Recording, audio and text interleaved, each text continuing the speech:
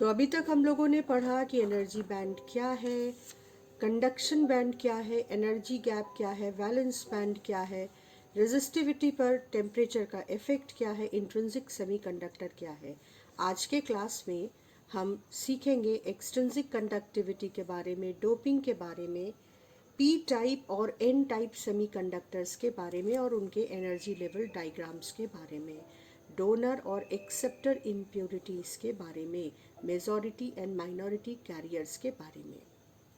तो हम लोगों ने पढ़ा था कि अगर प्योर सेमीकंडक्टर है तो कंडक्शन बैंड और वैलेंस बैंड के बीच इतना कम एनर्जी गैप होता है कि electrons easily thermal energy absorb करके कंडक्शन बैंड में जंप कर जाते हैं जब वो रूम टेम्परेचर पर होते हैं। तो 0 केल्विन पर तो वो प्योर इंसुलेटर होते हैं, लेकिन जब रूम टेम्परेचर पर थोड़ी हीट उनको मिलती है तो इलेक्ट्रॉन्स कंडक्शन बैंड में जंप करते हैं, मतलब फ्री हो जाते हैं, एटम्स को छोड़कर फ्री हो जाते हैं, और जो वैकेंसी वो कोवैलेंट बॉन्ड में छोड़कर जाते हैं उन्हें हम होल्स कहते हैं। तो जब इस तरह के सेमीकंडक्टर को सेल से कनेक्ट किया जाता है तो ये जो कंडक्शन इलेक्ट्रॉन्स हैं ये पॉजिटिव टर्मिनल की ओर चलने लगते हैं। और अगर हम एनर्जी बैंड डायग्राम से इसे समझाएं, अब आप सोचोगे कि एनर्जी बैंड डायग्राम से समझाने की क्या ज़रूरत है जब ये बात इजीली समझ में आ रही है कि इलेक्ट्रॉन्स पॉजिटिव टर्मिनल की तरफ चलने लगेंगे। तो वजह ये है कि जब हम पीएन जंक्शन पढ़ेंगे तो एक्चुअली जैसे जैसे हम थ्योरी और कॉन्सेप्ट पर सेमीकंडक्टर में आगे जाएंगे, हम पूरी तरह से बैंड एनर्जी डायग्राम्स पर, एनर्जी लेवल डायग्राम्स पर डिपेंड करने लगेंगे। तो आपको ये टेक्नोलॉजी या टेक्निकल टर्म जानना ज़रूरी है कि हम इस बात को बैंड थ्योरी में, बैंड एनर्जी डायग्राम में कैसे कहते। तो हम कहते कि जो कंडक्शन इलेक्ट्रॉन्स थे वो लोअर क्वांटम स्टेट्स पे थे, और जब उन्हें फील्ड से एनर्जी मिल रही है, क्योंकि हमने इसके अक्रॉस बैटरी लगाई है, तो जब उन्हें फील्ड से एनर्जी मिल रही है, एनर्जी फील्ड ही तो है ना इलेक्ट्रिक फील्ड, तो वो हायर क्वांटम स्टेट्स में जंप करते हैं। और इस बात को हम सिंपल लैंग्वेज में कहते हैं कि इलेक्ट्रॉन्स पॉजिटिव टर्मिनल की तरफ चलने लगे। और जो पीछे होल्स थे वैलेंस बैंड में, अब इन होल्स को इनके लोअर एनर्जी इलेक्ट्रॉन्स भी फील्ड से एनर्जी गेन कर रहे हैं और उनको अपने ऊपर एक गैप दिख रहा है, तो वो एनर्जी जो होल्स हैं वो भी इन इलेक्ट्रॉन्स में जंप करते हैं। तो इस तरीके से एक कंडक्शन प्रोसेस यानी मूवमेंट ऑफ इलेक्ट्रॉन कह लो चाहे, और चाहे वैलेंस बैंड में इसे मूवमेंट ऑफ होल्स कह लो। तो movement of hole valence band में शुरू होता है और movement of electron conduction band में शुरू होता है, और ये प्योर सेमीकंडक्टर का कंडक्शन प्रोसेस है। लेकिन ये इलेक्ट्रॉन्स और ये होल्स इतने कम होते हैं कि किसी भी प्रैक्टिकल पर्पस के लिए इंट्रिंसिक सेमीकंडक्टर या प्योर सेमीकंडक्टर यूजफुल नहीं होता। तो अब समस्या आई कि हम इलेक्ट्रॉन्स और होल्स के नंबर्स को बढ़ाएं कैसे। तो तुम सोचोगे कि अगर बढ़ाना ही था तो मेटल्स में तो बहुत सारे इलेक्ट्रॉन्स होते हैं, फिर क्यों सेमीकंडक्टर की खोज की गई। तो तुम सोचो कि जब तक मेटल्स थे हमारे पास तब तक हम इलेक्ट्रॉनिक डिवाइसेस में वो रेवोल्यूशन नहीं कर पाए थे जो सेमीकंडक्टर डिवाइसेस से कर पाए हैं। उसकी वजह है कि जब हम इन नंबर्स को बढ़ाने के प्रोसेस में डोपिंग करेंगे तो वो डोपिंग हम कंट्रोल करते हैं, कितनी डोपिंग करेंगे वो हम कंट्रोल करते हैं, और इसलिए एक्चुअली हम कंडक्शन प्रोसेस को कंट्रोल कर सकते हैं सेमीकंडक्टर में, जबकि मेटल्स में कंडक्शन प्रोसेस को हम कंट्रोल नहीं कर पाते हैं। और रेजिस्टेंस वगैरह से हम करंट को कंट्रोल करने की कोशिश करते हैं, लेकिन रेजिस्टेंस में एनर्जी लॉस बहुत होता है। तो सेमीकंडक्टर इसलिए इम्पॉर्टेंट हो गए क्योंकि इनके कंडक्शन प्रोसेस को हम कंट्रोल कर सकते थे। ये हमको बढ़िया कंडक्शन दे सकते हैं मेटल की तरह, लेकिन इनका कंट्रोल हमारे पास रहता है। आई होप कि आपकी इस प्रॉब्लम को अगर कुछ बच्चों के मन में आ रही है कि अगर हम इनके नंबर ऑफ इलेक्ट्रॉन्स होल्स बढ़ाने जा रहे हैं तो ये सेमीकंडक्टर क्या ज़रूरत थी, मेटल तो हमारे पास था। ये आपका ये जो डाउट है ये सॉल्व हो गया होगा। तो अब हम लोग सबसे पहले जानते हैं कि हम कंडक्टिविटी को प्योर सेमीकंडक्टर के बढ़ाने के लिए क्या करते हैं। So to increase conductivity of pure semiconductor, we mix some impurity in the pure semiconductor. अब ये मिक्सिंग आसान नहीं है, ये बहुत सोफिस्टिकेटेड प्रोसेस है, मेटलर्जिकल प्रोसेस, जिसमें हम बिना सिलिकॉन के क्रिस्टल स्ट्रक्चर को चेंज किए बदले इस तरीके से ट्राईवैलेंट या पेंटावैलेंट इम्प्योरिटी एटम्स को डिफ्यूज करते हैं सिलिकॉन के प्योर क्रिस्टल में, कि वो इम्प्योरिटी एटम्स बिना क्रिस्टल को डिस्ट्रॉय किए, चेंज किए, सिलिकॉन एटम को रिप्लेस कर देते हैं कुछ जगहों पर, और उसकी वजह से कैसे कंडक्टिविटी बढ़ती है। तो हम क्या करते हैं कि जो सिलिकॉन है, जर्मेनियम है, ये सब फोर्थ ग्रुप में है, हम थर्ड ग्रुप और फिफ्थ ग्रुप की हेल्प लेते हैं। ये यहाँ लिखा होना चाहिए। फिफ्थ ग्रुप के एलिमेंट जैसे फॉस्फोरस है, जैसे आर्सेनिक है, इन ग्रुप के एलिमेंट्स को इनके आउटर मोस्ट ऑर्बिट में 5 इलेक्ट्रॉन्स होते हैं, तो हम इन्हें पेंटावैलेंट एटम्स कहेंगे। पेंटावैलेंट एटम्स को जब हम कंट्रोल्ड मैनर में सेमीकंडक्टर में, प्योर सेमीकंडक्टर में डिफ्यूज करते हैं, मिक्स करते हैं, तो कंट्रोल्ड मिक्सिंग ऑफ ट्राईवैलेंट और पेंटावैलेंट इम्प्योरिटी एटम्स, किस लिए? आधी अधूरी बात नहीं लिखनी है। To increase conductivity of pure semiconductor is called doping. अब बच्चों ने प्री बोर्ड एग्जाम में क्या लिखा? बच्चों ने प्री बोर्ड एग्जाम में सिंपली लिखा मिक्सिंग ऑफ इम्प्योरिटीज। हमें अगर बोर्ड में अच्छे नंबर पाने हैं तो हमें पूरी बात लिखनी है। कंट्रोल्ड मिक्सिंग ऑफ ट्राईवैलेंट और pentavalent impurity atoms to increase conductivity of pure semiconductor is called doping. ये एक्सपेक्टेड क्वेश्चन है इस साल, इसको मार्क करके रखिए। और इतने सालों से मैं कॉपी चेक करती हूँ प्री बोर्ड एग्ज़ाम की, और मैंने कभी भी इतनी कंप्लीट डेफिनेशन बच्चों की नहीं देखी है। आई होप कि अब जब मैं तुम्हें लिख के दिखा रही हूँ कि कैसे तुमको ये आंसर लिखना है, तो अब हम एक्सपेक्ट करते हैं कि बच्चे अपने बोर्ड एग्ज़ाम में ऐसे ही आंसर्स लिखेंगे और बहुत अच्छा परफॉर्म करेंगे। तो जब हम सेमीकंडक्टर में ट्राईवैलेंट या पेंटावैलेंट इम्प्योरिटी मिक्स कर देते हैं, then the semiconductor with these impurity atoms is called extrinsic semiconductor। ये फिर से expected question है, and if you see these questions in your paper, then don't get surprised because the last year papers pattern is hinting us कि इस साल ये questions, इस तरह के क्वेश्चंस जो हम लगातार डिस्कस कर रहे हैं, वो आपको पेपर में मिल सकते हैं। Every year there are few surprises in the paper बेटा, लेकिन जिनकी प्रोबेबिलिटी बहुत ज़्यादा है उन पर फोकस करके तो जाना ही चाहिए ना। फिर अगर किसी ने पूरा सिलेबस या पूरे क्लासेस या सारे लेक्चर्स लिए हैं और सब कुछ अच्छे से तैयार किया है, then that person will do 100%।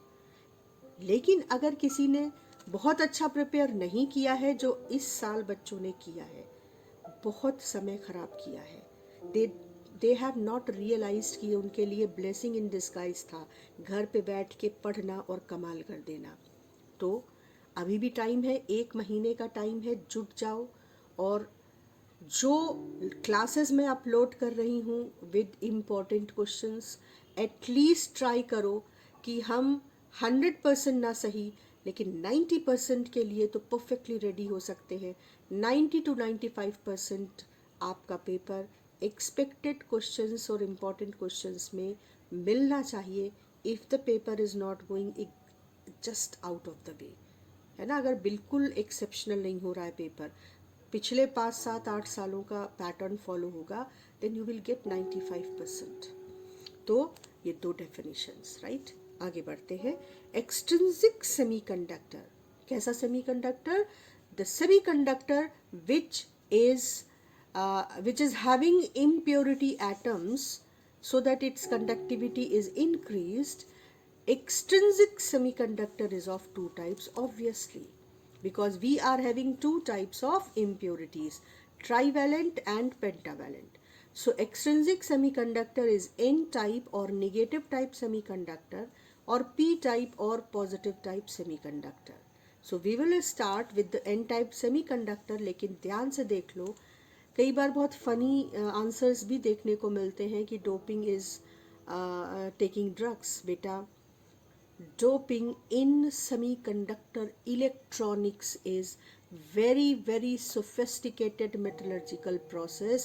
In doping we diffuse impurity atoms through metallurgical process such that we retain the lattice structure of silicon crystal, and impurity atoms just replace the few silicon atoms in the crystal and drastically change the conductivity of the semiconductor.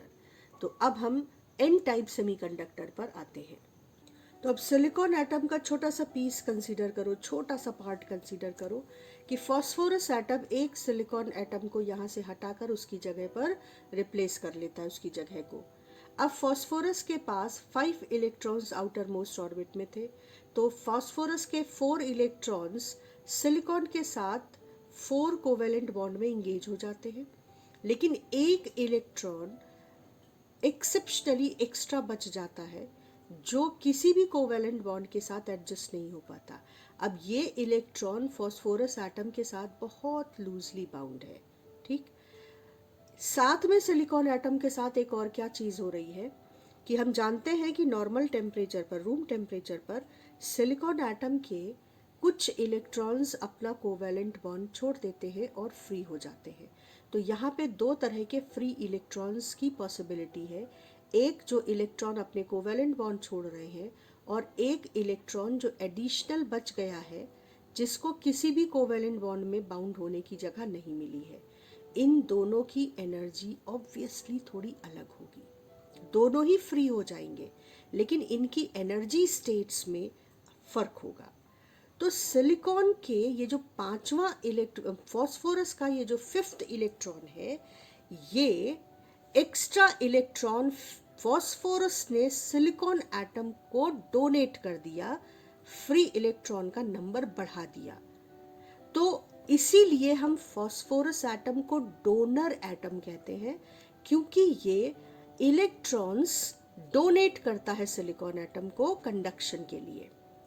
इसके अलावा ये कितने electrons इसमें बढ़ेंगे, ये पूरी तरह से इस बात पे डिपेंड करता है कि हमने कितनी डेंसिटी फॉस्फोरस की डिफ्यूज की है. यानी कंट्रोल हमारे पास रहता है कि एक पर्टिकुलर सिलिकॉन क्रिस्टल में कितनी कंडक्टिविटी हमको बढ़ानी है. तो इसके एटम को, यानी पेंटावैलेंट एटम्स को हम कहते हैं donor atoms, because they donate electrons. और क्योंकि इस प्रोसेस में कौन सा चार्ज कैरियर की डेंसिटी बढ़ रही है, इलेक्ट्रॉन्स की. तो जब इसको हम इलेक्ट्रिक फील्ड में कनेक्ट करेंगे, एक बैटरी से कनेक्ट करेंगे, तो कौन ज्यादा कंट्रीब्यूट करेगा कंडक्शन को, इलेक्ट्रॉन. क्योंकि इलेक्ट्रॉन नेगेटिवली चार्ज्ड है, इसलिए इस टाइप के सेमीकंडक्टर को हम N type negative type semiconductor कहते हैं. तो जो कुछ हमने कहा वो फिर से एक बार ध्यान से समझते हैं. When pentavalent impurity is added to silicon crystal like phosphorus, phosphorus atoms replace silicon atom in the crystal. 4 electrons out of 5 valence electrons are engaged with the 4 silicon atoms through covalent bond, but 5th electron remains loosely bound and becomes free, and that is available for conduction. Now density of phosphorus atom, अब ये बात समझने के लिए है कि density of phosphorus atom in silicon crystal remains in the range of 10 to the power 15 to 10 to the power 17 atoms per centimeter cube. Lightly dope जो crystal होते हैं, जिनमें कम डोपिंग करी है हमने, वो 10 to the power 15 atoms 1 centimetre cube में diffuse करते हैं फॉस्फोरस के, और जिनमें हेविली डोपिंग होती है उनमें 10 टू द पावर 17 एटम्स उस क्रिस्टल में डिफ्यूज करते हैं. लेकिन इसका मतलब क्या हुआ कि एक एटम एक इलेक्ट्रॉन एडिशनल डिफ्यूज करता है, डोनेट करता है क्रिस्टल को, तो इतने इलेक्ट्रॉन्स या इतने इलेक्ट्रॉन्स 1 सेंटीमीटर क्यूब में एक्स्ट्रा डिफ्यूज हो जाते हैं। ये कुछ इमेजिन करने के लिए कि एक्चुअली किस लेवल पर काम हो रहा है। ठीक, अब each phosphorus atom contributes 1 electron to the lattice, so number of free electrons will be equal to number of phosphorus atoms, और स्टैंडर्ड फॉर्म में हम उन्हें n of donor atoms, number of phosphorus atoms और number of extra electrons diffused n d से represent करते हैं, जहाँ d stands for donor। अब क्या हुआ कि number of electrons in the crystal are much more than number of electron hole pair of pure silicon. ठीक है ना, क्योंकि प्योर सिलिकॉन में जो नंबर ऑफ इलेक्ट्रॉन होल होते हैं वो 10⁻10 पर सेंटीमीटर क्यूब के अप्रॉक्सीमेटली होते हैं, जबकि हमने इसमें 10⁻15 से 10⁻17 एक्स्ट्रा इलेक्ट्रॉन डिफ्यूज कर दिए। अब इन इलेक्ट्रॉन्स ने किया क्या जाकर, नॉर्मल क्रिस्टल कैसा था प्योर सेमीकंडक्टर का कि वैलेंस बैंड पूरा फिल था, ये वैलेंस बैंड है, और कंडक्शन बैंड में नॉर्मल टेम्परेचर पर वो इलेक्ट्रॉन्स थे कुछ जो थोड़ी एनर्जी पाकर फ्री हो गए थे, एटम्स को छोड़ दिया था, और ये जिस वैकेंसी को छोड़ के आए थे वो कुछ होल्स थे और कुछ फ्री इलेक्ट्रॉन्स थे। तो ये थोड़े से होल और थोड़े से इलेक्ट्रॉन कंडक्शन में पार्ट ले रहे थे। लेकिन जब हमने एन टाइप से मतलब नेगेटिव टाइप या फॉस्फोरस पेंटावैलेंट इम्प्योरिटी मिक्स की, तो हमने अभी बात की थी कि नॉर्मली जब कोवैलेंट बॉन्ड तोड़कर इलेक्ट्रॉन निकलता था, फ्री होता था, उसकी एनर्जी लेवल, और पेंटावैलेंट एटम में जो 5th इलेक्ट्रॉन है जो बहुत ही लूजली बाउंड है और फ्री होने के लिए रेडी है, जरा सा बस एनर्जी का उसको चाहिए, उसके एनर्जी लेवल में डिफरेंस होता है। तो इसको हम बैंड थ्योरी पर कैसे समझाते हैं कि जो एक्स्ट्रा इलेक्ट्रॉन था उसने, उसकी एनर्जी ने स्पेसिफिक डिस्क्रीट बैंड नहीं, डिस्क्रीट एक लेवल बैंड डायग्राम में इंट्रोड्यूस किया। अपनी एनर्जी से उसने एक लेवल यहाँ पे मार्क किया, स्पेसिफाई किया। उस लेवल को, ये किसका है, उन फ्री एक्स्ट्रा इलेक्ट्रॉन्स का जो पेंटावैलेंट इम्प्योरिटी के बची हुई छूट गई इलेक्ट्रॉन है, जो ऑलमोस्ट क्लोजली बाउंड है और फ्री है। उसने एक एक्स्ट्रा एनर्जी लेवल यहाँ पर जेनरेट किया बैंड थ्योरी, बैंड डायग्राम में सेमीकंडक्टर के, और उसको नाम हमने दिया डोनर लेवल। और उसकी जगह कहाँ थी, उसकी जगह कंडक्शन बैंड से थोड़ा सा नीचे थी, बहुत छोटा सा energy gap, milli electron volt का, जबकि कोवैलेंट तोड़कर ऊपर जाने वाले जो इलेक्ट्रॉन थे वो काफी लोअर एनर्जी स्टेट में थे, उनको 1 इलेक्ट्रॉन वोल्ट के बराबर एनर्जी चाहिए होती थी, तब वो फ्री होते थे। लेकिन ये थोड़ा हायर एनर्जी लेवल के इनके कंपैरिजन में इलेक्ट्रॉन्स हैं, इन्होंने एडिशनल एनर्जी लेवल यहाँ पर प्रोड्यूस किया और इनको सिर्फ मिली इलेक्ट्रॉन वोल्ट के बराबर हीट एनर्जी चाहिए और ये फ्री हो जाने के लिए रेडी है। तो ये डायग्राम है एन टाइप सेमीकंडक्टर का, और इन इलेक्ट्रॉन्स ने जरा सी एनर्जी मिलते ही कंडक्शन बैंड में छलांग लगा दी। और इस तरीके से क्या हुआ कि प्योर सेमीकंडक्टर के कंपैरिजन में free electrons N type extrinsic semiconductor में बहुत ज्यादा बढ़ गए, और इस वजह से इस सेमीकंडक्टर पीस की कंडक्टिविटी काफी ज्यादा हो गई। अब इंपॉर्टेंट डेफिनेशंस पर आ जाते हैं। That extrinsic semiconductor which has pentavalent impurity mixed has free electrons as majority charge carrier for conduction and is known as n-type semiconductor। मतलब आपको बताना था ना एन टाइप सेमीकंडक्टर और पी टाइप सेमीकंडक्टर की डेफिनेशन, तो ये आपको लिखना है एन टाइप सेमीकंडक्टर की definition, that extrinsic semiconductor which has pentavalent impurities mixed and has free electron as the main charge carrier or majority charge carrier for conduction is known as n-type semiconductor. As pentavalent impurity donates electron to the crystal, so pentavalent impurity is known as donor atom. तो donor impurity क्या है उसकी definition, और N type semiconductor क्या है उसकी definition ध्यान से समझो और एज इट इज लर्न करो टेक्निकली करेक्ट लैंग्वेज में. Now in this type of doping, when pentavalent impurity is added, number of free electrons are much more than number of holes. So contribution of negative charged electron is much more than contribution of hole in the conduction process. Therefore, this type of extrinsic semiconductor is known as negative type semiconductor. ये है इस बात का answer कि why when pentavalent impurity is added to semiconductor, the semiconductor is known as n-type semiconductor. Then in n-type semiconductor, conduction process mainly occurs due to electron. So electrons are known as majority charge carrier in n-type semiconductor. Majority charge carrier की definition भी और एक number का सवाल कि N type semiconductor में majority charge carriers क्या है. Then electrons are majority charge carrier in N type semiconductor. Then in n-type semiconductors, holes are much less than number of electrons. Therefore, their contribution is much less than that of electrons. So, holes are called minority charge carrier for n-type semiconductor.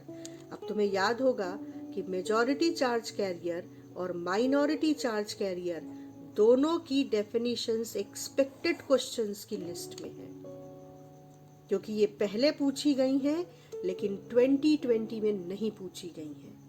तो कैसे लिखेंगे ध्यान से देख लो. जब आपको definition लिखनी है ना तो आपको स्पेसिफिक बड़ी टू द पॉइंट लाइंस लिखनी पड़ती हैं. तो आप लिखोगे in N type semiconductor since conduction process is majorly done by electron, so electrons are majority charge carrier in N type semiconductor. And p type में हम लोग अभी पढ़ेंगे तो कहेंगे कि in p type semiconductor conduction process is mainly done by holes, so holes are majority charge carriers in p type semiconductor. Minority charge carrier की definition आएगी तो आप लिखेंगे कि in N type semiconductors holes are much less than number of electrons, so their contribution is also less than that of electron in conduction. So holes are minority charge carriers for n-type semiconductor. And observe carefully the n-type semiconductor's band diagram and compare it with pure semiconductor's diagram. अब एक important concept है कि जो recombination का process है वो two sided होता है.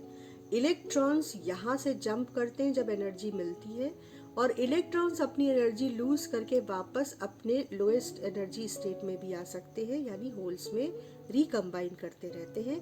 तो कॉम्बिनेशन इलेक्ट्रॉन का हायर लेवल में जंप करके होल क्रिएट करना और इलेक्ट्रॉन्स का लोअर लेवल में जंप करके होल को रिकम्बाइन कर देना, वापस होल को फिल कर देना, ये दोनों प्रोसेस चलते हैं और नॉर्मल टेम्परेचर पर इनमें इक्विलिब्रियम हो जाता है एस्टैब्लिश.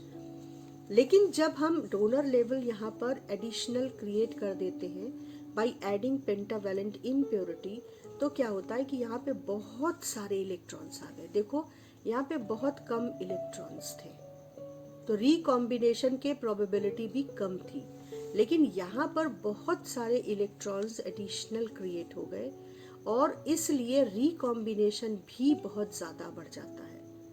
तो जो इलेक्ट्रॉन्स एडिशनली आए उनमें से कई इलेक्ट्रॉन्स इन होल्स को फिल कर देते हैं। तो ये होल्स का नंबर ड्रास्टिकली डिक्रीज करता है जब पेंटावेलेंट इम्प्योरिटी ऐड की जाती है। तो यानी इलेक्ट्रॉन्स अपनी सुप्रीमेसी को हर तरह से बढ़ा लेते हैं। वो नंबर में तो ज्यादा है ही, जो होल्स ऑलरेडी माइनॉरिटी में थे उनमें ये रिकम्बाइन करके और इन होल्स के नंबर को और भी कम कर देते हैं। और इसका असर क्या होता है? प्योर सेमीकंडक्टर में NH into Ne, hole density, electron density, number of holes per centimetre cube, number of electrons per centimeter cube. This is equal to number of charge carrier per centimeter cube in intrinsic semiconductor square. अब क्या हुआ कि जब हमने electrons को dope किया और मतलब पेंटावेलेंट इम्प्योरिटी को, और हमने ये एक्सपेक्ट किया कि अब इलेक्ट्रॉन्स क्योंकि बहुत ज्यादा बढ़ गए हैं तो अब NH into Ne equal to Ni square नहीं होना चाहिए, क्योंकि अब तो Ne काफी बढ़ गया है। लेकिन अभी अभी हमने समझा कि NH काफी रिड्यूस कर जाता है, क्योंकि इलेक्ट्रॉन्स जो बहुत ज्यादा तादाद में आ गए उनमें से कुछ ने होल्स को रिकम्बाइन करके उनके नंबर को ड्रास्टिकली डिक्रीज कर दिया। जो 10 to the power 10 की संख्या में थे वो सिर्फ 4-5 हजार पर सेंटीमीटर क्यूब बचे।